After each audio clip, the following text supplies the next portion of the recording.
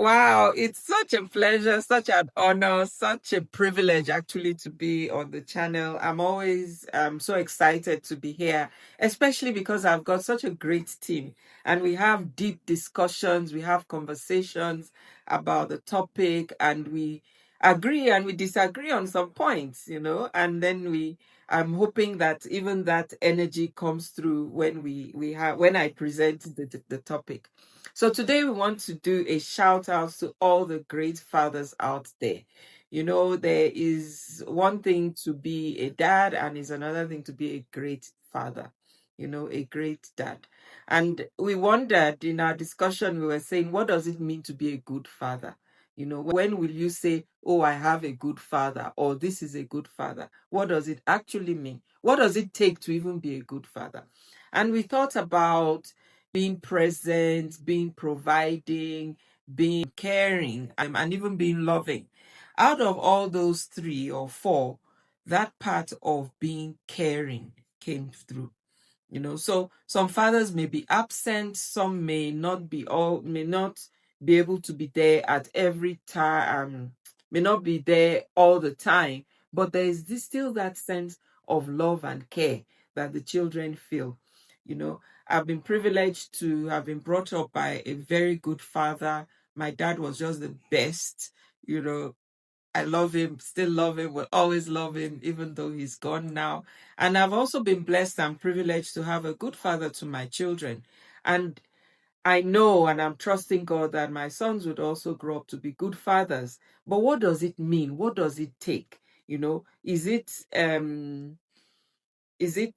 how would you say this is a good father and this one is not a good father? Because we know of some fathers who are always present, but their presence is actually frightening.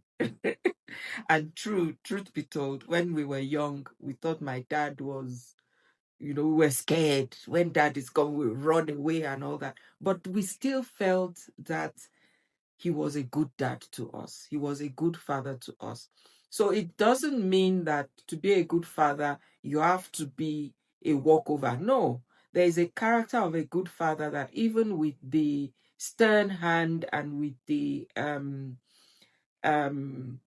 discipline that comes with it, there's still that sense of love and care, right? So a good father provides. I mean, he makes sure that there is a level of comfort.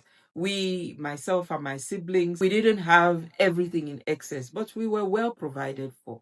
We had a good home. We had what we needed. We were well provided for. And I think even amongst our mates at the time, we were not stinkingly rich, but we were well provided for. We had a home that was full of love and care.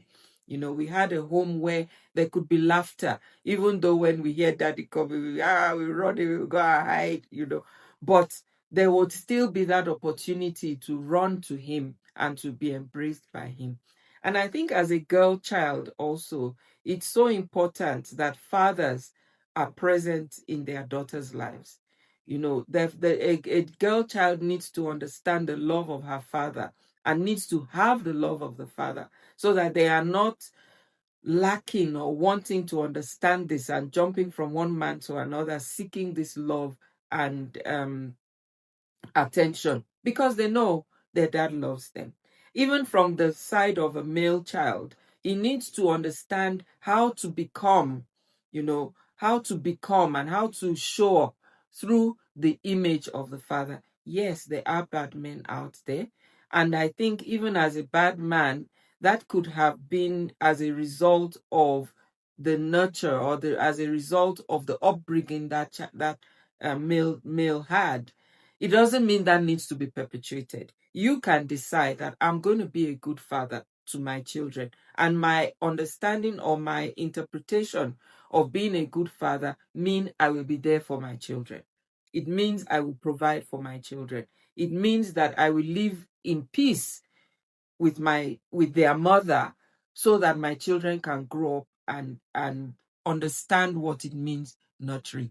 I do know that sometimes children can push their parents to the edge. I remember a story of a man who went out wanting to be a good father. He went out looking for money, and the kind of job he could find was this one, digging the road with that drill, the big handheld drill. And he went there and drilled and drilled and drilled just to get money to allow his daughter to write her exams. Can you imagine if that daughter goes and then flogs the exam? And that would be so mad with her. What kind of child is this? But at the same time, in times of anger, in times of frustration, in times of misunderstanding, it's always important to have patience. To have patience. I know my dad, at the beginning of every school term, my father would take us to my grandma, and my grandma would provide this. And when we get home, dad would give each one of us our own canes, right? And say, go and keep this so that when you offend, you go and bring it. And true to it, when you offense could be like you failed your test in school. Not that you even stole, because you wouldn't even think about going to steal. But when you offend, whatever that offense may be, dad will say, go and bring your cane. And then he will give you few strokes of the cane, right? Yes, we did get caned. I don't know. I wasn't the generations are changing now. And then he will give you back that same cake. Go and keep it for the next time you offend. I remember sharing that with someone, and she says, wow, that was so wise.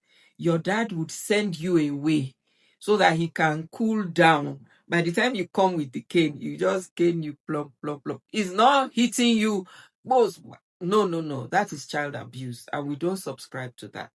No, no battering of women or children, but disciplining in love, right? That is what is right. And it would even tell you that, it was done in love.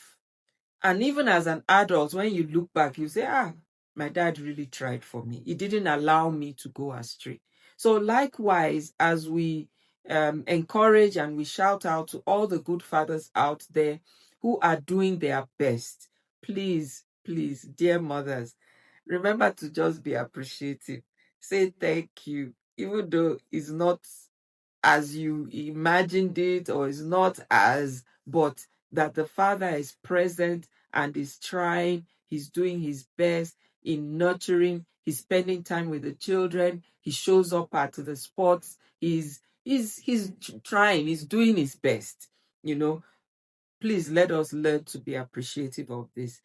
We should be appreciative so that we encourage one another along. It's so important to encourage each other, because there are many, many, many things that the men face in the working world and the women nowadays, because we're all working class women, we all go out. There are many obstacles that are met out there. We should be able to come home and meet that encouraging environment. Not like, so how much are you bringing? Yeah, is that all? No, no, no, no, no. We need to be able to appreciate. And I've also learned that when we start from a point of appreciation, from a heart of gratitude, more will come, right? There are some who are wishing that the father will even just show up once a month. Your own father is living with you, right? He's living, and I really shout out to those fathers who are living with quarrelsome women who just want to look for something to quarrel about. Can you imagine? He takes the stress out there. When he comes home, he takes another stress, like, there's no water. Oh dear, there's no water. Okay, I'll deal with it tomorrow. That's what you said. That's what you said yesterday. Tomorrow has come and gone. I haven't done. No. Let us try and be patient. Let us try and be appreciative one to another. The Bible tells us we should esteem each other higher than oneself. Let us be appreciative one to another. Thank you for looking after the children. Oh, thank you for buying this. I remember as a young mother, my husband would buy spinach. He would buy like 6 bundles. And I'm like, so who's going to cut this? I didn't even say thank you. I'm like, so who's going to cut this? Why are you creating work for me? But let us pause and actually be appreciative, especially when we see that this thing has been done from a place of love and care. Even my dad, I remember in high school, my dad, needed to buy a bucket, right? And my dad went and bought me this big bucket. I'm like, Dad, I need a small bucket. And Dad said, No, you need a big bucket so that you don't have to be going fetching water. We did have to fetch water back to and fro. So he bought me this big bucket and I was not happy about it. But he did it from a place of love and care. So let us try to understand each and respect each other's roles as parents, and let us encourage fathers, even fathers who walk away from home. Unfortunately, they got the job away from home. It brings in the funds. They phone every evening. You are upset he's not present. Let us create a conducive environment where care can be expressed. It's not nice to hear stories. If I buy spinach, my wife will say, Is it only spinach you can buy? What about the meat? She didn't even say thank you for the spinach. She's complaining that there is no meat. So let's start from let's not just see a half empty glass, but let us see that glass also as half full and be appreciative of those things that we have. I, as a child, my dad wouldn't go to church with me, but he made it a point of duty to drop me in church, right? Now I'll see other families with the mother, the dad, everybody in church together. And now I'll say, Dad, why don't you want to go? But I was just grateful that he would allow me and he would even take me to the place of worship. So there are different ways that, and different circumstances, and fathers are the good fathers are trying to navigate it as best as they can. And I feel we should really, really shout out to all the good dads. We love you. And I encourage you, I welcome you to shout out to your good fathers. Shout out to good father figures also, because some of us may have lost our dads and we now have father figures in our lives. Let us shout out to them. Let us celebrate the dads. I know it's not Father's Day, but in our hearts, every day should be Father's Day. I'll end there for now. Hope you've enjoyed the chat and the channel. Please remember to like, love, and share. Bye.